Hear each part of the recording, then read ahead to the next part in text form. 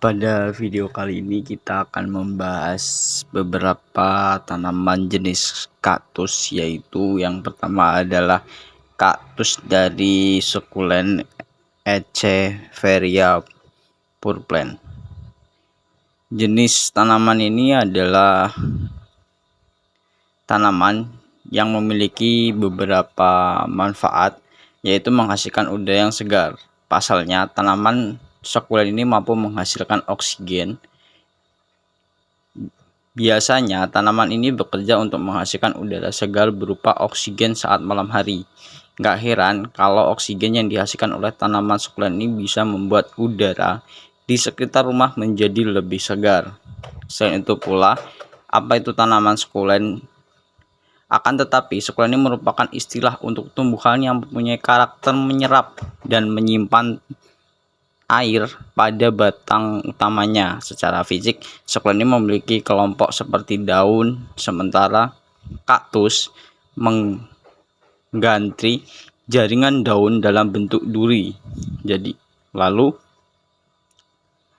batang jaringan yang menyimpan air membuat tanaman sukulen ini tampak bengkak atau berdaging. Jadi tanaman ini menyimpan air atau kandungan makanannya di batang, jadi terlihat lebih banyak mengandung air di bagian batangnya.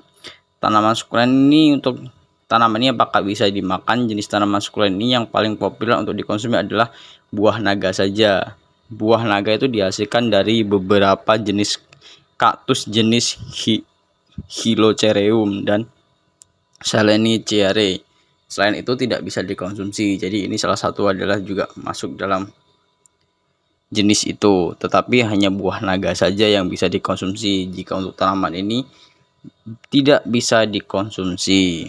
Selain itu pula, sukulen juga bisa tumbuh di luar ruangan maupun di dalam ruangan. Meskipun bentuknya kecil, diperlukan cara merawat sukulen secara khusus, terutama sukulen yang terletak dalam ruangan. Perlu diketahui, tidak semua jenis sukulen bisa dirawat di dalam ruangan. Tetapi untuk sukulen ini dia bisa hidup di dalam maupun di luar ruangan, bahkan dalam kondisi panas sekalipun dan saat kekurangan air, karena dia sudah menyimpan cadangan makanannya di batang hingga bentuk batangnya mengembang lebih besar daripada beberapa tanaman lainnya. Jadi dia bisa menggunakan itu sebagai cadangan makanan saat musim kemarau dan akan menyimpan seluruh makanannya di bagian batang. Selain itu pula, di sini juga ada tanaman Haworthiopsis fasciata. Nama tanaman zebra ini mengacu pada pola daunnya yang terlihat seperti pola kulit zebra. Meskipun kaktus zebra ini biasa ditanam sebagai tanaman hias, namun perawatannya tidaklah mudah. Misalnya jika terkena banyak sumber cahaya, daunnya akan kusut dan menggulung. Jadi ini agak lebih susah dalam proses penanamannya, dan biasanya apabila kekurangan air, tanaman ini lebih sulit atau lebih susah untuk tumbuh. Jadi lebih kecil sekali dan lama sekali untuk proses pengembangbiakannya. Kaktus ini diakui akan daya tahan dan kemampuannya untuk berkembang di lingkungan yang sulit.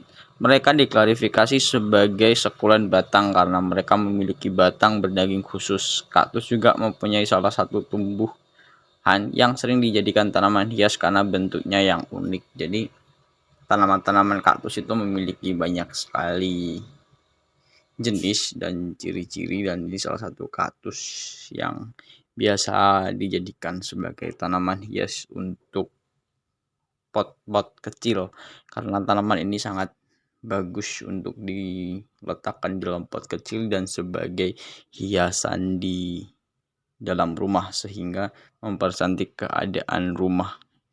Selain itu pula, fungsi dari tumbuhan ini adalah 7 tanaman sukulen yang bisa dimakan dan manfaatnya. Sukulen adalah jenis tanaman hias yang belakangan kebanyakan digandrungi sebagai, selain memiliki tampilan yang cantik, manfaat tanaman sukulen bisa membantu membersihkan udara dan menjaga kelembapan di dalam ruangan. Jadi manfaatnya hanya untuk membersihkan udara dan menjaga kelembapan di dalam ruangan.